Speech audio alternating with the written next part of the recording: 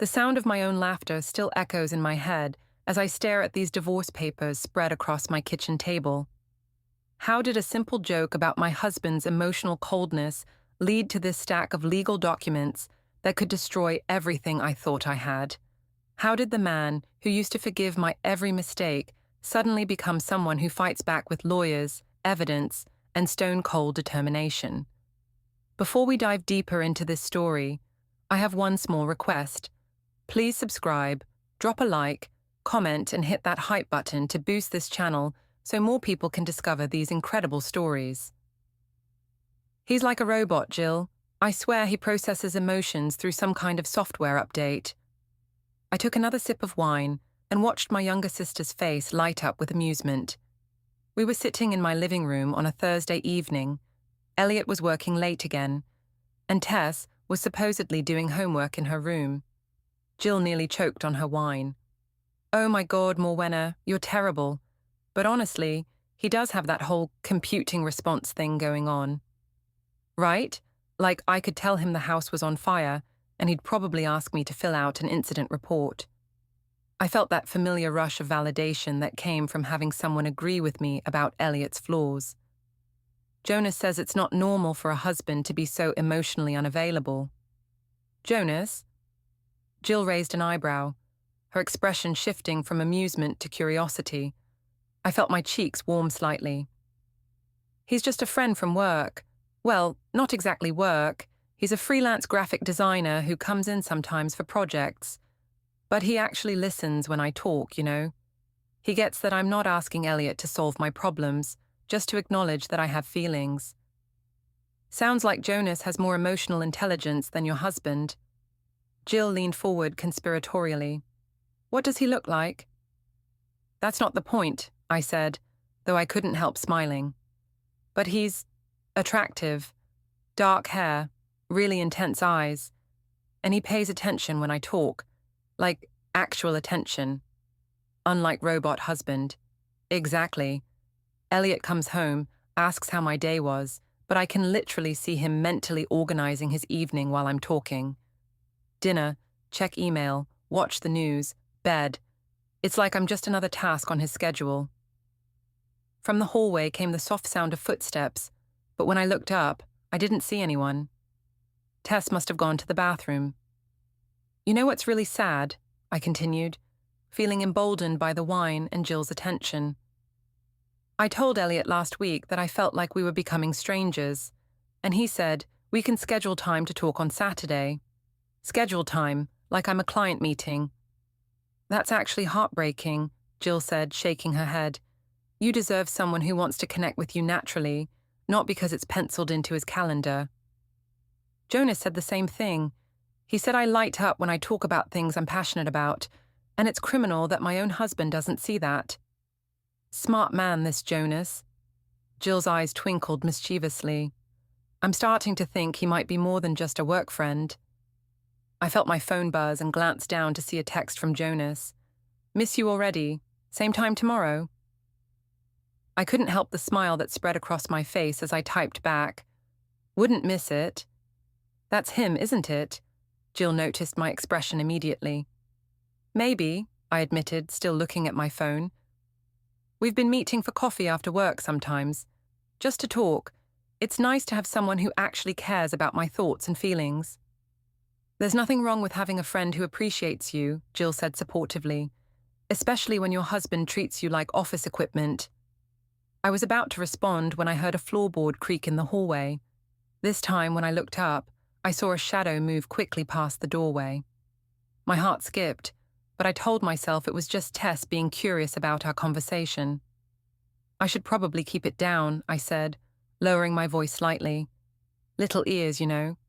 "Of course. But Morwenna, seriously, you can't keep living like this. You're 33, you're beautiful, you're funny, and you deserve to be with someone who sees that. If Elliot can't appreciate what he has, maybe it's time to consider what else is out there." As Jill gathered her purse to leave, I felt a strange mix of excitement and guilt. The excitement won. For the first time in months, I felt like someone understood me, like I wasn't crazy for wanting more from my marriage, than efficient household management and scheduled conversations. After Jill left, I went to check on Tess. She was sitting at her desk with her math homework, but she seemed unusually quiet. "Everything okay, sweetheart?"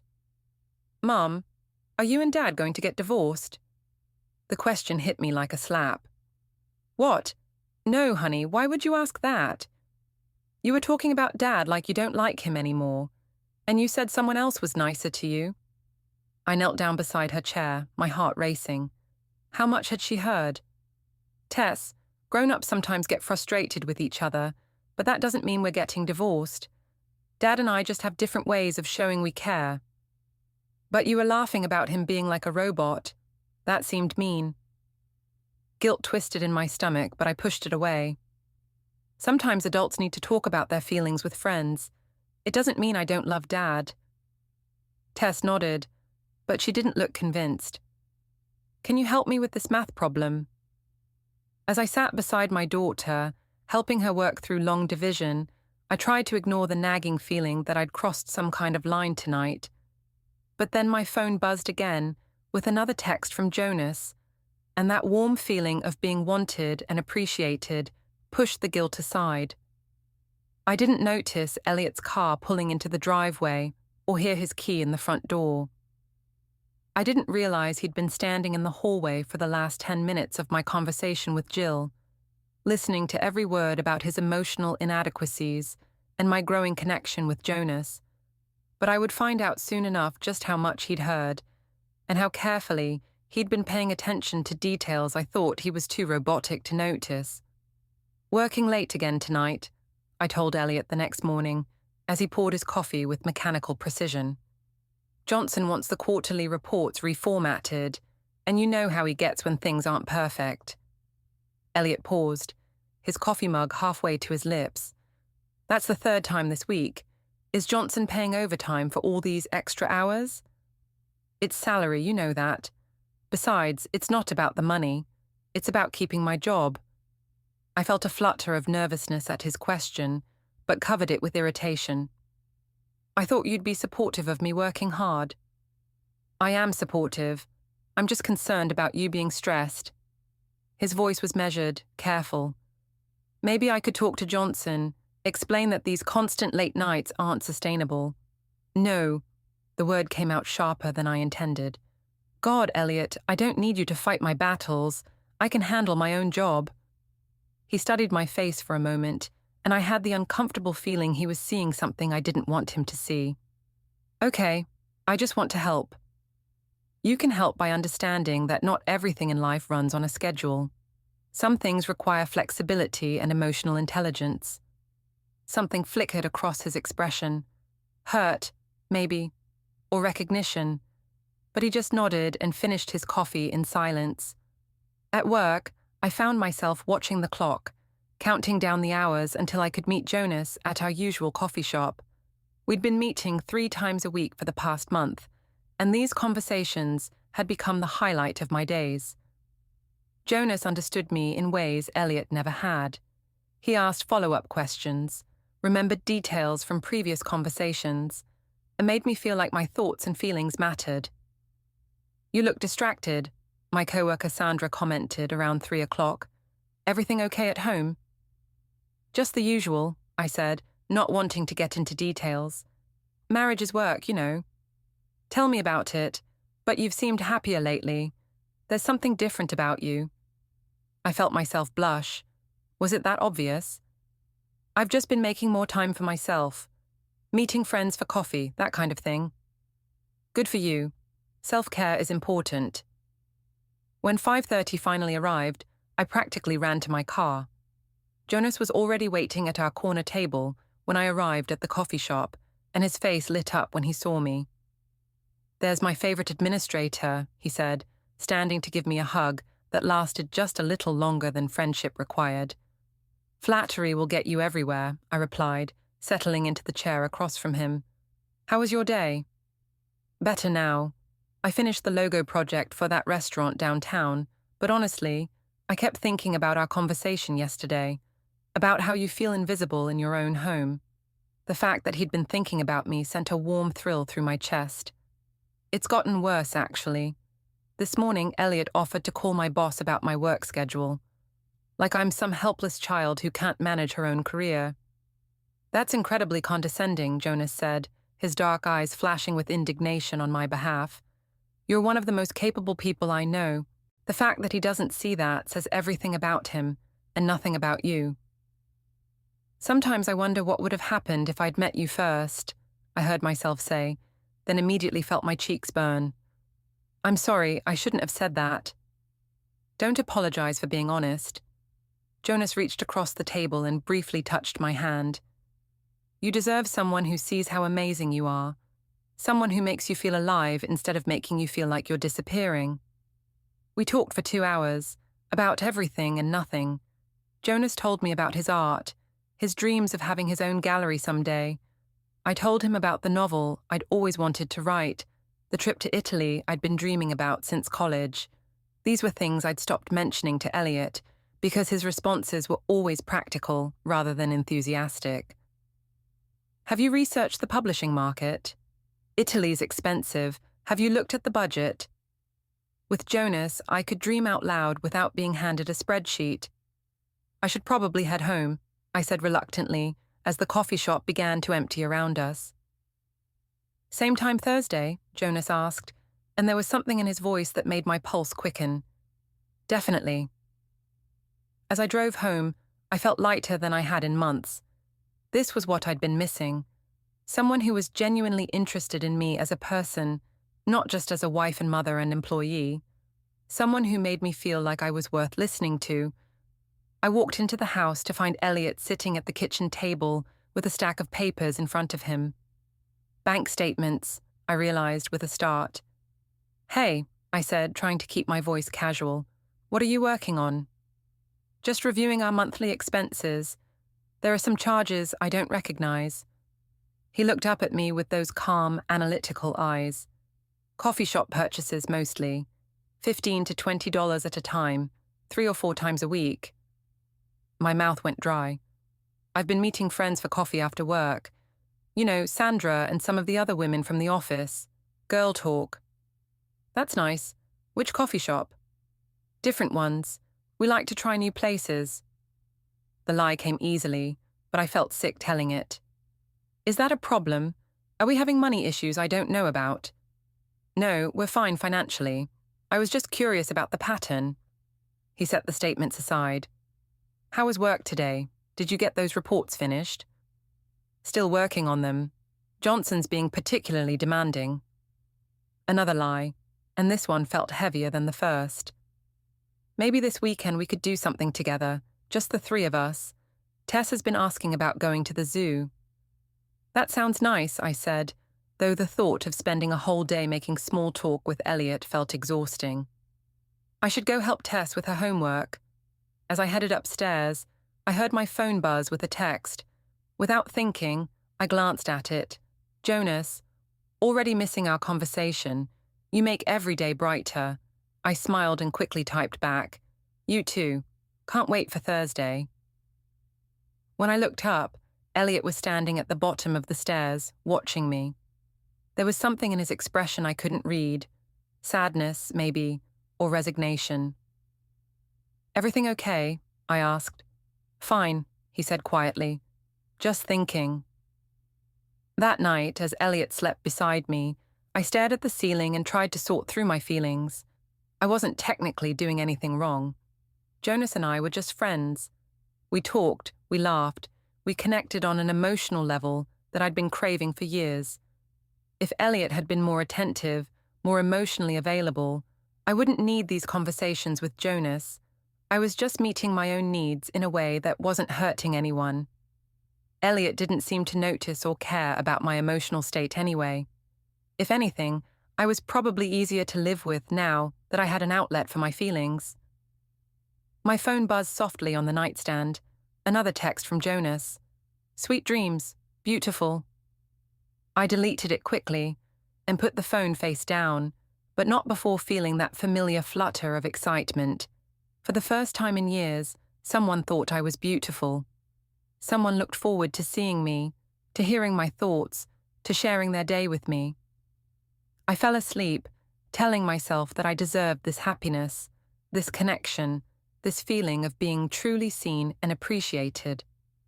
What Elliot didn't know wouldn't hurt him, and what he didn't seem to want to give me, I had every right to find elsewhere. I had no idea that Elliot had been awake beside me, staring at the same ceiling, thinking thoughts of his own.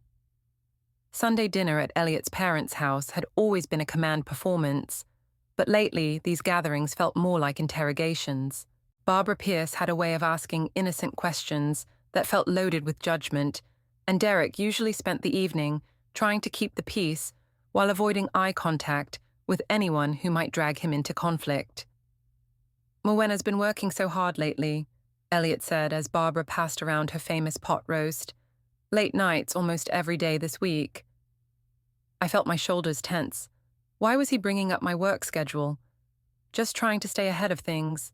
You know how demanding office work can be. Barbara's sharp blue eyes fixed on me. "I thought you said your boss was pretty reasonable when we talked last month." "He is, usually, but we're in a busy period." I took a large bite of pot roast to avoid elaborating. "It must be exhausting," Derek offered diplomatically. "All those extra hours." "It is, but it's worth it to stay on top of my responsibilities." I glanced at Elliot, who was cutting his meat with mechanical precision. Some of us don't have the luxury of predictable schedules. "Elliot works plenty of overtime," Barbara said, her voice cooling slightly. "He just doesn't complain about it constantly." "I'm not complaining," I said, forcing a laugh. "I'm just explaining why I've been busy." Tess, who had been quietly pushing peas around her plate, suddenly spoke up. "Mum's always on her phone now, too, even during dinner sometimes." My cheeks burned. "Tess, that's not true." "It kind of is," she said matter-of-factly. "You smile at it a lot, like when you get texts." The table fell silent. I could feel everyone's eyes on me, and my fight-or-flight response kicked in. When cornered, I'd learned to go on the offensive. "Well, excuse me for having friends," I said with a laugh that sounded brittle even to my own ears. "I didn't realize I was married to a detective who monitors my phone usage and work schedule." Elliot set down his fork carefully. "I'm not monitoring anything. I'm just concerned about you being stressed." Concerned or suspicious, I turned to face the table with a bright, artificial smile. Apparently having coffee with friends and working late makes me some kind of criminal in this family. "Nobody said that," Derek said quietly. "No, but the implication is pretty clear. God forbid I have a life outside of this house." I gestured around the table. "You all act like I'm supposed to account for every minute of my day. It's suffocating." Barbara's face had gone stone cold. "We're just trying to understand why you seem so distant lately." "Distant? I'm sitting right here, aren't I? I show up for these dinners, I make conversation, I participate in family life. But apparently that's not enough because I don't provide a detailed itinerary of my daily activities." My phone buzzed in my purse, and without thinking, I glanced at it. A text from Jonas. "Hope you're surviving family dinner. Can't wait to hear about it tomorrow." I couldn't help the small smile that crossed my face as I typed back, "Definitely need coffee therapy after this." When I looked up, the entire table was staring at me. "See," Tess said quietly, "the phone smile." My face burned with embarrassment and anger. "This is ridiculous. I get one text from a friend and suddenly I'm on trial." "What friend?" Barbara asked bluntly. "A colleague. Not that it's anyone's business." I stood up abruptly. "You know what? I don't need this. I work hard, I take care of my family, and I'm not going to sit here and be interrogated like I've committed some crime." "Morwenna," Elliot said quietly, "please sit down. Nobody's interrogating you." "Really? Because it feels like everyone at this table is looking for evidence that I'm doing something wrong." I looked around at their faces. Barbara's disapproval, Derek's discomfort, Tessa's confusion, and Elliot's strange, unreadable expression. Maybe if my husband paid half as much attention to me at home as he does to my phone usage and work schedule, I wouldn't need friends to talk to. The silence that followed was deafening. I could hear the kitchen clock ticking, the sound of a neighbor's lawnmower outside, my own heart pounding in my ears. "I think," Barbara said slowly, "that you owe this family an apology." "For what? For having a life, for working hard, for not being the perfect submissive wife who sits quietly and only speaks when spoken to." "For being disrespectful," Barbara replied sharply, "and for making your daughter uncomfortable in her own grandparents' house."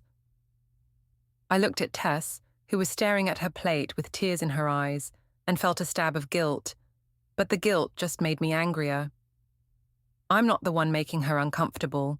I'm not the one turning a family dinner into an inquisition. I grabbed my purse.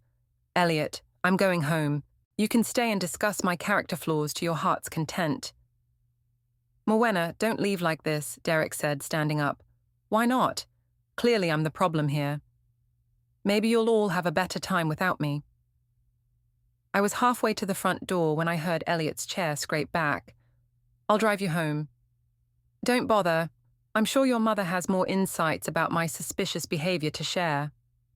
"I'm driving you home," he said again, and there was something in his voice that made me stop. The car ride was silent except for the radio playing softly in the background. I stared out the window, replaying the dinner conversation and feeling my anger slowly transform into something that might have been shame if I'd let it. "They're worried about us," Elliot said finally as we pulled into our driveway. "They're judging me. They're seeing the same things I'm seeing. You're different, Morwenna. Distracted, defensive, always on your phone, always working late, always somewhere else, even when you're sitting right next to us." I turned to face him, ready to launch into another defensive speech, but something in his expression stopped me. He looked tired. Not just physically tired, but emotionally exhausted. "I'm trying to have a life," I said, but the fight had gone out of my voice. "I know. I just wish that life included us." He got out of the car and walked into the house, leaving me sitting in the passenger seat with my phone buzzing again in my purse. Another text from Jonas, probably something supportive and understanding about difficult family dynamics. But for the first time, I didn't feel excited to read it. I felt something else, something that might have been the beginning of real guilt if I'd been ready to face it. Instead, I told myself that Elliot's family was just old-fashioned and suspicious of any woman who didn't fit their narrow definition of appropriate behavior. I was being judged for having friends, for working hard, for not being content to disappear into the role of perfect wife and mother. As I finally read Jonas's text, "You deserve so much better than people who don't appreciate you," I felt validated again. Someone understood me. Someone saw my worth. I just didn't realize that Elliot was standing at the living room window, watching me sit in the car texting, noting the time and the smile on my face, and the way I seemed more engaged with my phone than I'd been with my family all evening. "He's definitely cheating," I told my mother over lunch the following Saturday. "Why else would he be so suspicious of me? Classic projection." Miriam Park set down her teacup with a slight frown. "Morwenna, that's a serious accusation. What makes you think Elliot is having an affair?" "He's been distant, secretive. He questions everything I do, like he's trying to deflect attention from his own behavior." The lies were coming easier now, and I almost believed them myself. "Plus, he's been working late more often, and yesterday I saw him quickly close his laptop when I walked into the room." "That doesn't necessarily mean he's cheating, honey. Maybe he's just stressed about work or concerned about your marriage." "Mom, whose side are you on here?" I felt a familiar flash of irritation when someone didn't immediately validate my perspective. "I'm telling you that my husband is acting suspicious, and your response is to defend him." "I'm not defending anyone. I'm just saying that jumping to conclusions about infidelity is dangerous territory. Have you tried talking to him directly about your concerns?" "What's the point? He'll just deny it and turn it back on me somehow." I picked at my salad, feeling frustrated that even my own mother wasn't offering the unconditional support I needed. Besides, I have my own life to focus on. I'm not going to sit around waiting for him to decide whether he wants to be married or not. My phone buzzed, and I glanced down to see a text from Jonas. Missing you today. Hope you're having a good lunch with your mum. I smiled and typed back, would rather be having coffee with you. Is that one of your work friends? Mom asked, noticing my expression. Something like that. I put the phone face down on the table. The point is, I'm not going to let Elliot's issues drag me down. I'm focusing on relationships with people who actually appreciate me.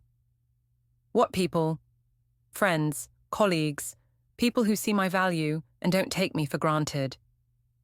I felt defensive again, like I had to justify my right to have connections outside my marriage. Is that wrong? Of course not. But Morwenna, you've been married for 8 years. You have a daughter together. Don't you think you owe it to your family to try working through whatever problems you're having? I've been trying for years, Mom. I can't be the only one putting effort into this marriage. Miriam studied my face carefully. Are you having an affair? The direct question hit me like a slap. What? No. God, Mom, how could you ask me that? Because you're acting like someone who's having an affair. Secretive, defensive, blaming your husband for problems that might not exist. I've seen this pattern before. I can't believe you're accusing me of cheating when I just told you that Elliot is the one acting suspicious. I stood up abruptly, grabbing my purse. I thought I could count on my own mother for support, but apparently I was wrong. Morwenna, sit down. I'm not accusing you of anything.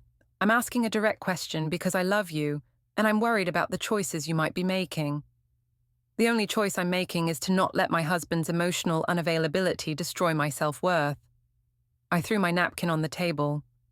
I'm sorry you can't understand that. I left the restaurant feeling angry and misunderstood, but underneath the anger was a growing sense of isolation. My mother-in-law hated me, my husband was suspicious of me, and now even my own mother was questioning my behavior.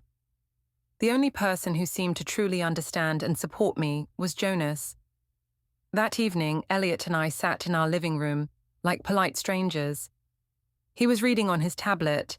I was pretending to watch television while texting with Jonas. The silence between us felt thick and uncomfortable.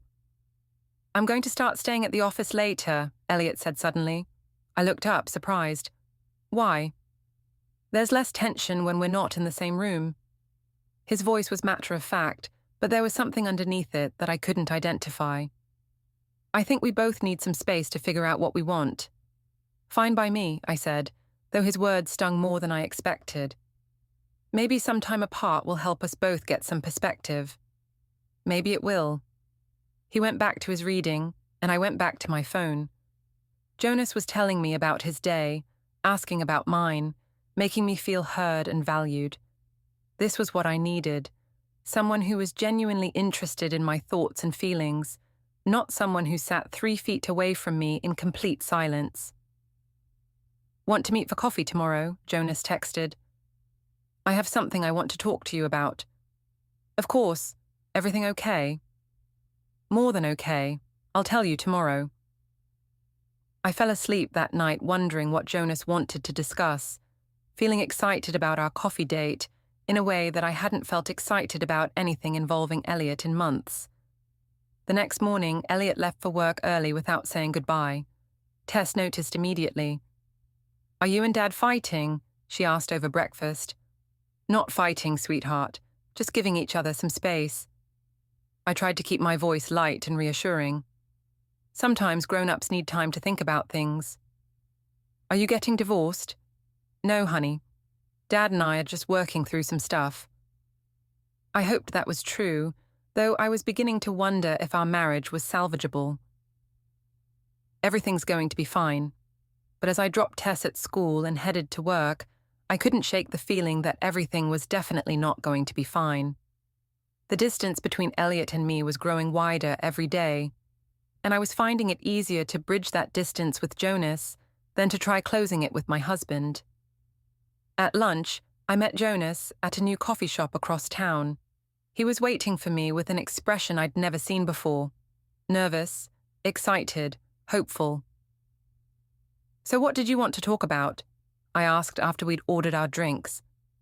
Us, he said simply. This thing we've been doing, these coffee dates and long conversations, it's become the best part of my day. I think about you constantly, Morwenna. I look forward to seeing you more than anything else in my life. My heart started racing. Jonas, I know you're married, I know it's complicated, but I also know that you're not happy, and I think I could make you happy. Really happy in a way you haven't been in years. What are you saying? I'm saying that I'm falling in love with you, and I think you might be falling in love with me too. The words hung in the air between us, and I felt like I was standing on the edge of a cliff. Everything I'd been telling myself about friendship and emotional support suddenly felt like the self-deception it had always been. I care about you, I said carefully, more than I should. Then stop fighting it. Stop pretending this is just friendship when we both know it's something more. He reached across the table and took my hand. You deserve to be with someone who sees how incredible you are, someone who makes you feel alive. His hand was warm, and I didn't pull away. It's not that simple. I have a daughter, a life. I'm not asking you to blow up your life. I'm just asking you to stop denying what's happening between us. When I got home that evening, Elliot's car wasn't in the driveway. True to his word, he was staying late at the office. I helped Tess with homework, made dinner for 2 instead of 3, and tried to process what Jonas had said. Was I falling in love with him? The thought terrified and thrilled me in equal measure. For months, I'd been telling myself that I was just enjoying his friendship, his attention, his emotional availability. But if I was honest, really honest, I knew it had become something more. My phone rang around 9 o'clock. It was Jill. "How are you holding up?" she asked. "You seemed pretty upset after dinner at the in-laws last week." "I'm fine. Better than fine, actually." I found myself telling her about my conversation with Jonas, about his confession and my own confused feelings. "Oh my God, Morwenna, he's in love with you. That's so romantic." "It's also complicated." "Only because you're making it complicated. You've been miserable with Elliot for years. Here's this amazing man who appreciates you, who makes you happy, who actually wants to be with you. What's complicated about that?" "I'm married, Jill. I have responsibilities." "To what? A marriage that's already dead? A husband who treats you like a roommate?" Jill's voice was passionate, persuasive. "You get one life, Morwenna. One chance to be happy. Don't waste it on someone who doesn't value you." After we hung up, I sat in my empty living room thinking about choices and consequences and what I really wanted from my life. When Elliot finally came home after 10 o'clock, I was already in bed, pretending to be asleep. I heard him moving quietly through the house, checking on Tess, brushing his teeth, settling into bed beside me. The distance between us felt like an ocean. My phone buzzed softly on the nightstand. A goodnight text from Jonas. "Still thinking about our conversation. Whatever you decide, I want you to know that you're worth fighting for." I smiled in the darkness and typed back, "Thank you for seeing me." What I didn't know was that Elliot wasn't asleep either. He was lying there listening to the soft sounds of my texting, noting the time, filing away another piece of evidence in a puzzle he was slowly but methodically putting together. 3 weeks later, I was living in what felt like a completely different world. Jonas and I had moved beyond coffee dates to longer meetings, stolen kisses in his car, text conversations that lasted late into the night. I felt more alive than I had in years, like I was finally becoming the person I was meant to be, instead of the diminished version of myself I'd become in my marriage. Elliot had kept his word about staying late at work. Most evenings, he didn't come home until after 8, and when he did, we barely spoke. He was polite but distant, present but not really there. It was like living with a ghost of our former relationship.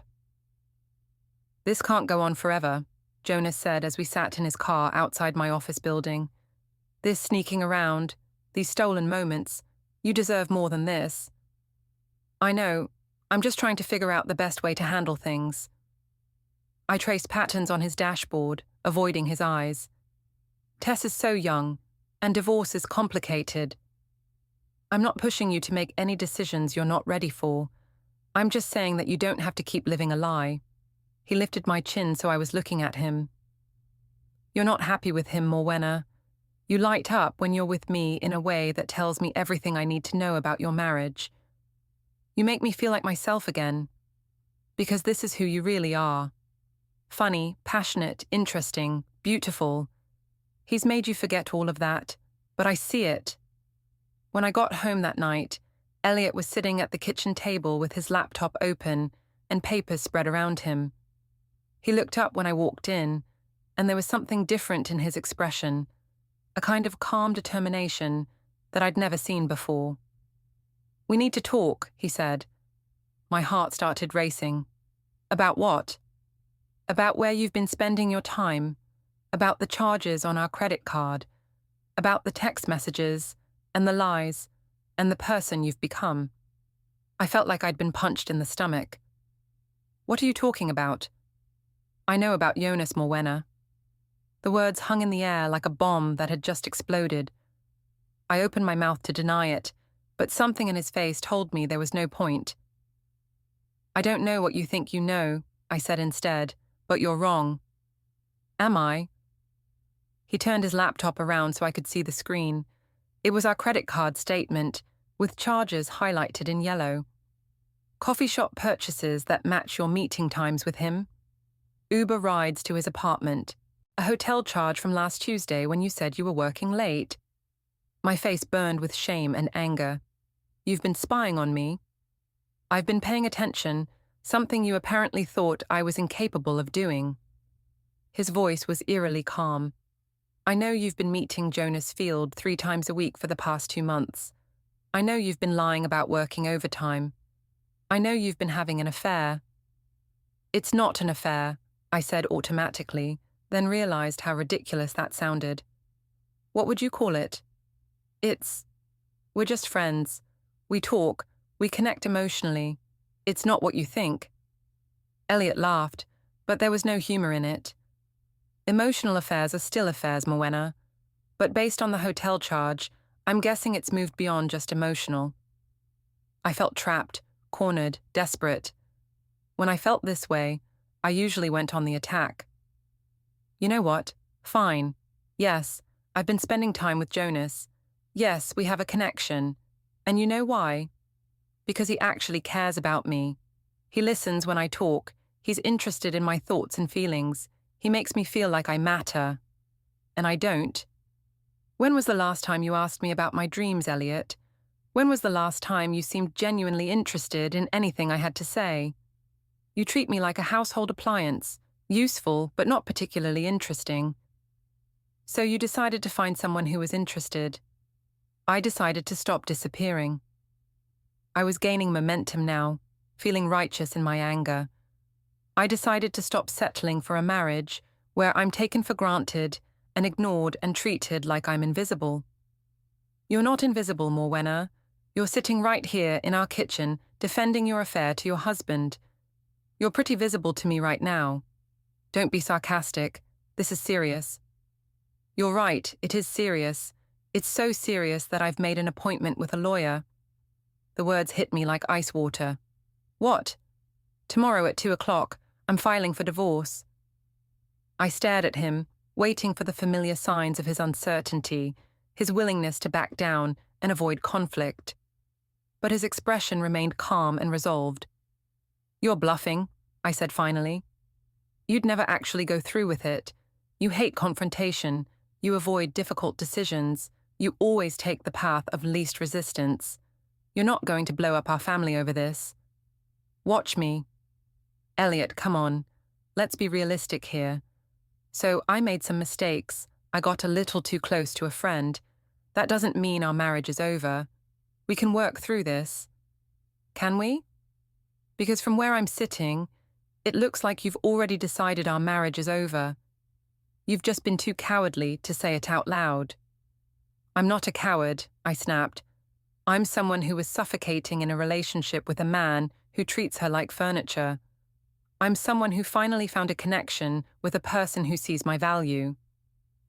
Then you should be happy that I'm setting you free to pursue that connection. I felt panic rising in my chest. This wasn't how this conversation was supposed to go. Elliot was supposed to get upset, maybe yell a little, then eventually calm down and ask what we needed to do to fix things. He wasn't supposed to be this calm, this determined, this ready to actually end our marriage. Think about Tess, I said desperately. Think about what this will do to her. I am thinking about Tess. I'm thinking about what it's doing to her to live in a house where her parents barely speak to each other, and her mother is constantly distracted by her phone and her secret relationship.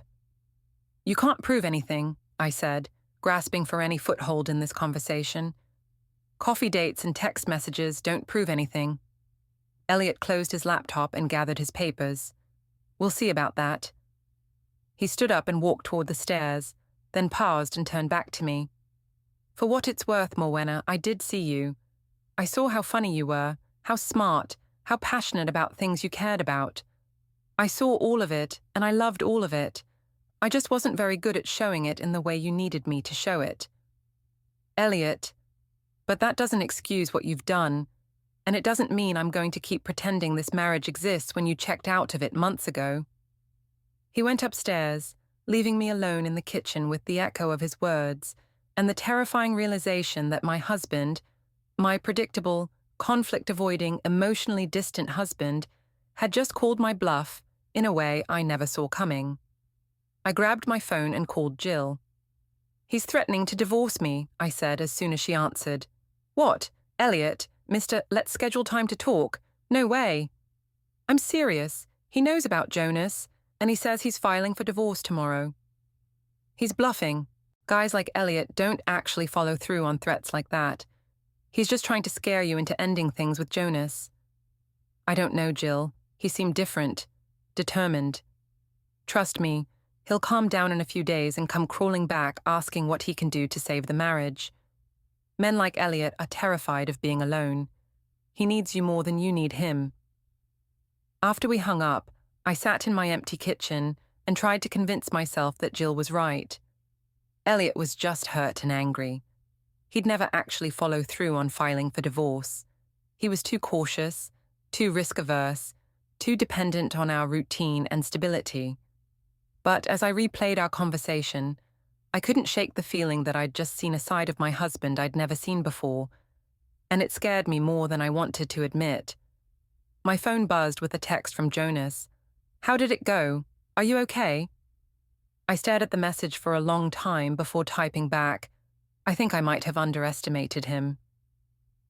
The next morning, I woke up hoping that our conversation had been some kind of stress-induced nightmare. But Elliot's side of the bed was already empty, and when I went downstairs, I found a note on the kitchen counter. Staying at my parents' house for a few days. We'll pick up Tess for school. I felt a stab of panic. He was really doing this. He was really following through on his threat. I called in sick to work and spent the morning pacing around the house, alternating between anger and fear. By noon, I'd convinced myself that this was all an elaborate bluff designed to make me end things with Jonas. Elliot was too passive, too afraid of conflict to actually file for divorce. He'd cool off in a few days and come home ready to work things out. At 1:30, my doorbell rang. I opened it to find a courier holding a thick manila envelope. Morwenna Pierce? Yes. I need you to sign for this. I signed the pad. The envelope felt heavier than paper should. Morrison, Keller and Associates. Petition for dissolution of marriage. Primary physical custody to Elliot. Supervised visitation for me. My mother called crying. I hung up. Jill said fight. I didn't know how. I met Jonas in a parking lot coffee shop 40 minutes away. He read the papers, face paling with every page. He's not bluffing, he whispered. He's got something. That night, Tess sat at the kitchen table, legs swinging, voice small. Daddy asked who the coffee man was. I told him about the hug. I told him you lied. 7 years old, and she already knew the taste of betrayal. The next morning, I drove to Barbara Pierce's house at 10 sharp. She opened the door in pearls and quiet fury. Inside, Elliot's parents, his sister Claire, and a woman I didn't know holding a thick binder. Barbara didn't offer coffee. "Sit down, Morwenna." The binder opened. Photos. Dozens. Jonas and me in his car. Jonas and me outside the hotel in Westport. Jonas and me at the park, while Tess played 10 yards away. Time-stamped. Dated. Clear enough for a judge. Clear enough for a child. There was a printed log of every text I thought I'd deleted. Hotel receipts.